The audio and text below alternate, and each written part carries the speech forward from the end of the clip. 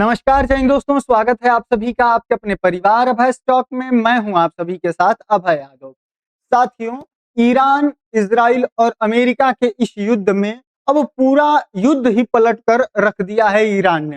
हुआ क्या है यहाँ पर साथियों, जहां अमेरिका घोषणा कर रहा था कि वो इस युद्ध को जीत चुका है, ईरान के पूरे एयर डिफेंस सिस्टम को तबाह कर दिया गया है, सब कुछ उड़ा दिया गया है। उसके बाद ये कल खबर निकल कर आती है कि ईरान ने अमेरिका के फाइटर जेट को यहाँ पर मार गिराया है और लापता अमेरिकी पायलट जो हैं उनको यहाँ पर $60,000 का उनके ऊपर इनाम रखा गया है कि जो उनकी जानकारी देगा वो कहाँ पे है उसको दिया जाएगा। साथियों, आपको बता दें ये खबर महत्वपूर्ण और पुष्टि इसलिए इसकी हो रही है क्योंकि अभी तक ईरान क्लेम करता था कि उसने F-35 को टारगेट किया या फिर किसी अन्य जो जहाज फाइटर जेट्स हैं उनको टारगेट किया, लेकिन अमेरिका इसकी पुष्टि कभी नहीं करता था। लेकिन ये पहली बार है इस ईरान और अमेरिका इजराइल युद्ध में जब अमेरिका स्वयं इस बात की पुष्टि कर रहा है कि हाँ, उसका एक फाइटर जेट जो F-15 है वो ईरान के द्वारा, मतलब ये तो क्लेम नहीं किया है कि ईरान के द्वारा मारा गया है, लेकिन वो वहीं पे मारा गया है, ईरान में वो क्रैश हुआ है और उसमें 2 पायलट थे जिनमें से एक को रिकवर कर लिया गया है, बचा लिया गया है और एक जो पायलट था वो यहाँ पर मिसिंग है। चलिए बताते हैं पूरी घटना क्या है और किस तरीके से और कहां पर ये घटना घटित हुई है। साथियों, pilot and gunner of US fighter jet eject over Iran, one rescued Hunt for the other. यानी कि यह जो फाइटर जेट था इसका नाम है यूएस F-15E, जिसको कि यहाँ पर ईरान के द्वारा डाउन किया गया है, शट डाउन किया गया है। उसके बाद उसके जो फाइटर जो चलाने वाले पायलट थे उनमें 2 पायलट थे, एक जो है वो प्लेन को उड़ाता है और दूसरा जो है उसके मतलब जो भी हमला करना है उन सारी चीजों को कंट्रोल करता है। तो इसमें से एक को तो कवर कर लिया गया है, उसको बचा लिया गया है अमेरिका के द्वारा, लेकिन एक को जो है वो यहाँ पर पकड़ा नहीं गया है, उसको यहाँ पर खोज नहीं पाया गया है। ये घटना कहाँ पर हुई है तो साथियों, ये स्ट्रेट ऑफ हॉर्मुज के साइड नहीं, ये यहाँ पर जो ईरान का इधर पर्शियन गल्फ के साइड लगने वाला ये शहर है यसूजा, इसके ऊपर हुई है, जो कि खोंगिलियम एंड ब्योर अहमद करके कुछ नाम है जगह का, वहां पर ये घटना जो है कि घटी है। साथियों, इसमें हुआ क्या है तो ये ऑपरेशन एपिक फ्यूरी के बीच में इतिहास की सबसे बड़ी घटना है, यानी कि अब तक ऐसा कभी नहीं हुआ था। IRGC ने दावा किया है कि जो उसकी नई एयर डिफेंस है उसने इसको मार गिराया है, लेकिन अमेरिका इसको मतलब एक्सेप्ट नहीं करेगा कि ईरान ने इसको जो है कि मारकर गिराया है। वहीं एक पायलट को बंदी बनाया गया है और एक को यहाँ पर जो है कि दूसरे की तलाश जारी, यानी कि एक पायलट को बचा लिया गया है और दूसरे पायलट को यहाँ पर जो है कि उसकी सर्चिंग जो है चल रही है। साथियों, F-15E यह फाइटर जेट था जिसको कि आप देख सकते हैं, इसमें 2 पायलट यहाँ पर जो है कि बैठे होते हैं। एक जो है कि इस फाइटर जेट को उड़ाता है, दूसरा इसके जो इक्विपमेंट हैं उनको यहाँ पर कंट्रोल करता है जिससे हमला वगैरह करना होता है।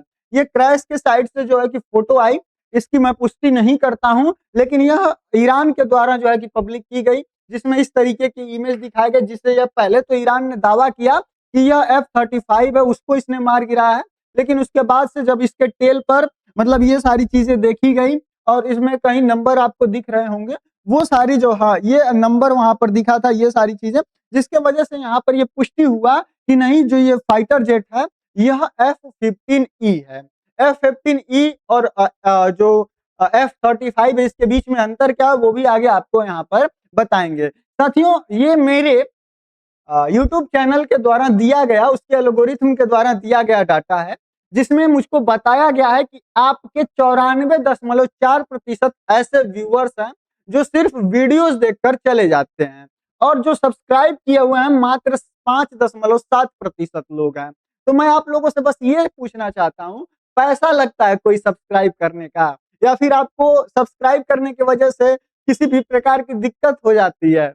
तो जब ऐसा नहीं होता है तो सब्सक्राइब कर लीजिए, इससे हमारा जो है वो मनोबल और बढ़ता है कि आपके लिए अच्छी-अच्छी वीडियोस जो सही हों वो आप तक पहुंचाई जाए। तो कृपया करके सब्सक्राइब जरूर कर लीजिएगा, ये नंबर मतलब बहुत ज्यादा बेकार नंबर है। ठीक है, आगे बढ़ते हैं, बात करते हैं, एक बार पूरा इसको देखा जाए अगर विस्तार से, तो आप सभी को पता है कि जनवरी 2026 में अली खamenei की हत्या की गई, ईरान के जो सर्वोच्च नेता थे और सैन्य कमांडर थे वो भी यहाँ पर मारे गए।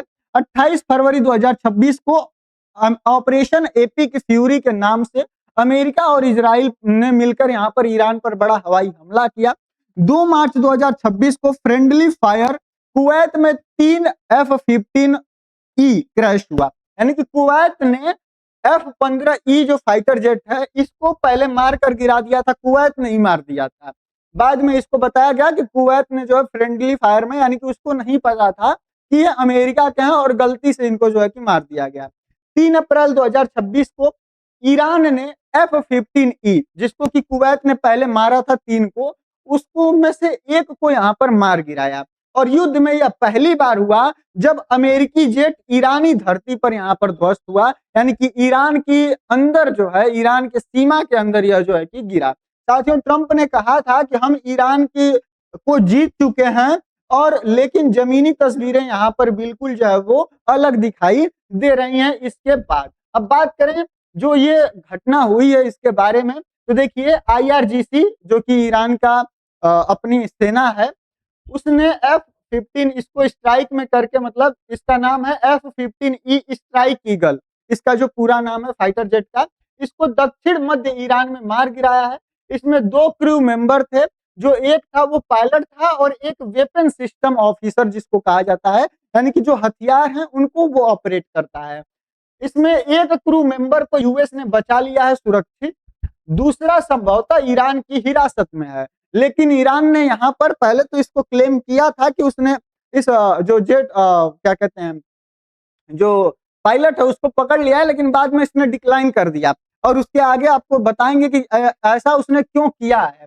साथियों, यहाँ पर यूएस ने ब्लैक हॉवेक C-130 और A-10 के रेस्क्यू की कोशिश की, जिसमें A-10 वर्थोक को भी यहाँ पर गोली लगी और वो भी कुवैत में क्रैश हो गया। यानी कि रेस्क्यू करने आए थे उस फाइटर जेट को, के पायलट को ढूंढने आए थे और उनको भी यहाँ पर ईरान ने मार दिया, जो कि ईरान के अंदर क्रैश नहीं हुआ है, यह जाकर कुवैत के अंदर क्रैश हुआ है। 2 ब्लैक हॉवक को भी यहाँ पर ईरान ने मार गिराया। यानी कि कुल मिलाकर 3 जो और जो फाइटर्स जेट कहिए, हेलीकॉप्टर कहिए, रेस्क्यू मिशन में आए जो ये वेपन्स थे, इनको यहाँ पर ईरान ने मार गिराया है या फिर नुकसान पहुंचाया है अच्छे तरीके से। अब साथियों, इस F-15E जो फाइटर जेट है इसके बारे में एक बार आपको अगर हम बताएं तो देखिए, यह 949th फाइटर स्क्वाड्रन का ये जो है फाइटर जेट था। इसके अगर बेस की बात करें कि ये कहां से उड़ा था, तो साथियों यह RAF लहखान हेथ जो यूनाइटेड किंगडम है उसके यहाँ से उड़ा था। साथियों, इसके विंग की बात करें तो यह 14th विंग फाइटर था। इसमें 2 पायलट थे, एक जो है पायलट था और एक जो वेपन ऑपरेट करने के लिए था वो था। अगर इसके स्पीड की बात करें कि कितनी स्पीड से चलता है, तो ये लगभग 2.5 मैक प्लस की रफ्तार है इसकी, यानी कि यह 2655 किलोमीटर प्रति घंटे से घंटे की रफ्तार से ये जो है उड़ता है। अगर इसके मिशन की बात करें तो साथियों ये एयर टू एयर वार कर सकता है, साथ में ग्राउंड स्ट्राइक भी यहाँ पर कर सकता है। अगर इसके कीमत की बात करें तो $87.7 मिलियन एक इस F-15 की जो है कि कीमत आती है। टेल कोड की बात करें जो LN है, जिससे कि पहचान किया गया जो यहाँ पर फाइटर जेट गिरा था, जब ये कोड दिखा तो उसके बाद से ये पुष्टि हुई कि जो ईरान क्लेम कर रहा है कि उसने F-35 मारा है, यह F-35 नहीं F-15 है। इसी कोड के द्वारा जो है कि इसको यहाँ पर पहचाना गया। अब बात करें कि ईरान का एयर डिफेंस कितना ताकतवर है। इंपॉर्टेंट यह इसलिए है क्योंकि अमेरिका लगातार इस बात को कह रहा था कि देखिए, हमने ईरान के पूरे तरीके से डिफेंस सिस्टम को खत्म कर दिया है। अब वो उसके ऊपर से जाकर उड़कर हमले कर दे रहे थे, ईरान कुछ रिटेलिएट नहीं कर पा रहा था उस तरीके से। हो सकता है कि ईरान जानबूझकर चुप बैठा था, वो सब अलग बात है, लेकिन अभी फिलहाल उसके एयर डिफेंस को आप समझ लीजिए। देखिए, IRGC का जो नया एयर डिफेंस सिस्टम है, इसने इस फाइटर जेट को मारने का दावा किया है। यह नए उन्नत एयर डिफेंस सिस्टम है, इसने इसको मार गिराया है और इस सिस्टम का नाम अभी तक सार्वजनिक नहीं किया गया है। यानी कि मतलब कि जिस वेपन का यूज करके इस फाइटर जेट को मारा गया है, उसका नाम ही अभी किसी को नहीं पता है। मतलब अमेरिका तक को उसका नाम नहीं पता है, कि अमेरिका तो खैर क्लेम ही नहीं कर रहा है कि उसको ईरान ने मारा है, लेकिन उस फाइटर जेट को मारने वाले वेपन का नाम अभी यहाँ पर ईरान ने क्लेम नहीं, मतलब बताया नहीं है दुनिया को कि हाँ इसका नाम यह है और यह इस तरीके से काम करता है। यानी कि यह एक छुपा कर रखा गया वेपन था, जिसको शायद ईरान ने इसी दिन के लिए जो है कि बचा कर रखा था। साथियों, इनके पास बाबर 373 नाम का एक एयर डिफेंस सिस्टम है। ईरान का स्वदेशी S-300 जैसा यह सिस्टम है, जो कि 200 किलोमीटर इसकी रेंज है, यानी कि 200 किलोमीटर तक ये मार सकता है। और रूस की मदद के बाद इसको जो है कि बनाया था ईरान ने। इसके बाद इनके पास जो है राड सिस्टम है, जो IRGC का एडवांस रडार और मिसाइल कॉम्बो, यानी कि इसके अंदर रडार सिस्टम भी है और इसके पास मिसाइल सिस्टम भी है। दोनों को मिक्स करके इसको जो है कि यूज किया जाता है, जो लो फ्लाइंग टारगेट, यानी कि जो ड्रोन वगैरह आते हैं उनको पकड़ने के लिए जो है इसका यूज किया जाता है। वहीं इनके पास खुरदार 15 जो है वो है, जो कि मध्य दूरी की मिसाइल है। 2019 में यूएस के ड्रोन को इसी ने मारा था, यानी कि अमेरिका का एक जो ड्रोन आया था उसको इसी मिसाइल के द्वारा मारा गया था। यह स्टील्थ टारगेट करने में सक्षम है, यानी कि जो F-35 है ना, जो अमेरिका ने बनाया है, यह चाहे तो उसको भी यहाँ पर टारगेट कर सकता है। वहीं जो थर्ड खोरदाद है, यह इसके फ्रेजेड एयर, यानी कि फ्रेज्ड एयर रडार युक्त है, जो तेज गति के फाइटर जेट्स को ट्रैक करने में बेहद प्रभावी है।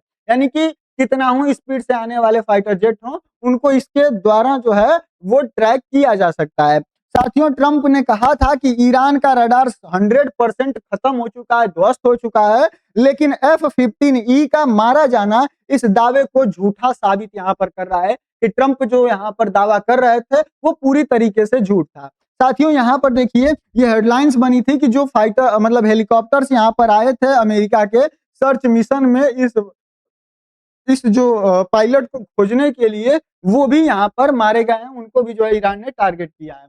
अब रेस्क्यू ऑपरेशन में और जान बचाने की जंग के बारे में अगर आपको बताएं कि क्या क्या चल रहा है, तो देखिए यहाँ पर इजेक्शन किया, जब इसको टारगेट कर लिया गया तो यहाँ पर दोनों पायलट्स ने इजेक्शन कर लिया, जिसके वजह से दोनों क्रू ईरान की धरती पर पैराशूट से उतर गए। रेस्क्यू लॉन्च हुआ, यूएस ने जो है वो HH-60 ब्लैक हावक हेलीकॉप्टर को और C-130 को यहाँ पर भेजा इस रेस्क्यू मिशन में। साथियों, इसके बाद एक को बचाया गया, एक क्रू मेंबर को यहाँ पर सफलतापूर्वक बचा लिया गया। बाद में A-10 पर हमला हो जाता है, जो कि रेस्क्यू सपोर्ट A-10 को गोली लगी और यह कुवैत में जाकर क्रैश भी यहाँ पर हो जाता है। इसके बाद हेलीकॉप्टर पर हमला होता है, जो 2 ब्लैक हावक हेलीकॉप्टर थे उनको भी यहाँ पर फायरिंग में नुकसान होता है, और जो दूसरा क्रू है उसकी तलाश अभी जारी है और संभवतः यह जो है ईरान की हिरासत में है, लेकिन ईरान इस चीज को क्लेम नहीं कर रहा है।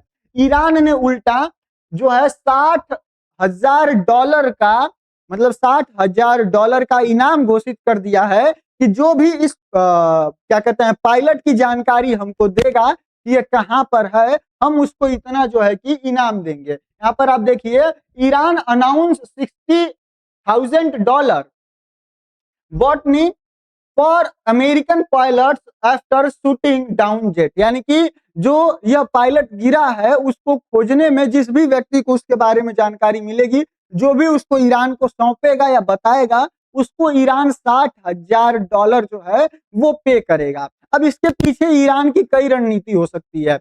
हो सकता है कि ईरान के पास ये पायलट पहले से ही हो, क्योंकि वहां पर उसने उसको जो है कि पकड़ लिया हो। लेकिन अगर वो इस चीज को क्लेम कर लेता है कि हाँ उसने इसको पकड़ लिया है, तो फिर अमेरिका का प्रेशर बनेगा, साथ में पूरी दुनिया का प्रेशर बनेगा, क्योंकि यहाँ पर ईरान बुरा दिखेगा। इसके वजह से ईरान अपनी छवि को बचाने के लिए वो इस चीज को क्लेम ही नहीं कर रहा है, और इसके वजह से उसके पास और ज्यादा टाइम मिल जाएगा ताकि उस जो पायलट है उसको अपनी कस्टडी में रख सके, उससे जो जानकारियां हैं, क्योंकि देखिए जो प्लेन लेकर गया है हमला करने के लिए, उसके पास पूरी जानकारी होगी कि किस तरीके से हमला करना है, कहां कहां पर हमला करना है, आगे वाले मिशंस के बारे में भी हो सकता है उसके पास जानकारी होगी। जो जरूरी कुछ तथ्य हैं उनको जो है कि पायलट्स के साथ शेयर किया जाता है, तो वो सारी जानकारी जो है हो सकता है इस पायलट के पास हो, और जिसको कि ईरान निकलवाना चाहता है, इसके वजह से वो यहाँ पर इस तरीके की चाल चल सकता है। अब यहाँ पर सच्चाई क्या है ये तो अभी किसी को नहीं पता है। ईरान ने भी कहा है कि नहीं, हमारे पास ये जो क्या कहते हैं कि पायलट है वो नहीं है, हम खुद जो है कि इतना इनाम देंगे जो हमको इस पायलट को सौंपेगा। अब बात करें अमेरिकी विमान का, जो ये ईरान ने मार गिराया है और जो इसका F-35 है, इन दोनों का या फिर इनके जो ऑपरेशन यहाँ पर अमेरिका में हुए हैं उनके बारे में। तो देखिए, यूएस अमेरिकी विमान के बारे में अगर देखें तो यहाँ पर ग्राउंड और एयर अटैक हुआ था, जिसमें कि इसको F-15 को यहाँ पर ईरान ने मार गिराया है। F-35A लाइटनिंग 2 जो है, इसका दावा विवादित है, जिसको ईरान क्लेम कर रहा है कि हमने इसको भी मारा है। दूसरा, A-10 जो वॉर्थॉग हेलीकॉप्टर है, उसको यहाँ पर मारा गया है। वो जाकर कुवैत में क्रैश हुआ है, या रेस्क्यू सपोर्ट के लिए आया था। इसके बाद जो H-60 ब्लैक हॉक थे, जो रेस्क्यू हेलीकॉप्टर्स थे, उनमें 2 को जो है कि यहाँ पर क्षतिग्रस्त ईरान ने कर दिया है। साथ ही HC-130 जेट जो कम्बैट किंग है, जो कि रिफ्यूलिंग और रेस्क्यू के लिए यहाँ पर यूज किया गया था, यानी कि इसको अमेरिका ने भेजा था कि जाओ तुम इन दोनों जो प्लेन्स हैं, जो हेलीकॉप्टर्स हैं, इनको अगर तेल की जरूरत पड़ेगी तो तुम तेल जो है एयर टू एयर ही रिफ्यूल कर देना। इसको भी यहाँ पर जो है क्या कहते हैं कि अमेरिका ने भेजा था इस मिशन में, लेकिन यह पूरी तरीके से यहाँ पर सुरक्षित है। और MQ-9 जो रेपर है, जो कि निगरानी ड्रोन है, यह भी यहाँ पर जो है कि सक्रिय है। अब बात करें ईरान के हथियारों की, तो ईरान का जो नया एडवांस सिस्टम आया है, उसका नाम तो अभी नहीं बताया है, लेकिन इसने यहाँ पर इस फाइटर जेट को मार गिराया है। दूसरा जो है वो बावर 373 है, इसकी रेंज 200 किलोमीटर है, खुर्द है। ये सारे मैंने आपको यहाँ पर बता दिए। ये कुछ इसके जो हथियार हैं वो यहाँ पर रडार सिस्टम है, जिसको कि आप इस इमेज में देख सकते हैं। ठीक है, अब बात करें आगे कि जो यहाँ पर F-35 और F-15E दोनों की कंपेयर करें, जिसको कि ईरान ने पहले क्लेम किया था कि हमने F-35 को मारा है, उसको मारना इतना मतलब कि ज्यादा बड़ा काम क्यों हो जाएगा। और इसको तो देखिए, सबसे पहले जो यहाँ पर ईरान ने दावा किया था कि इसने F-35 को मारा था, ये पूरी तरीके से अभी गलत साबित हो रहा है। अगर इन दोनों को कंपेयर किया जाए तो जो F-35A है, यह यहाँ पर 5वीं जनरेशन का, यानी कि 5th जनरेशन का स्टील्थ फाइटर है। रडार से लगभग यह अदृश्य रहता है।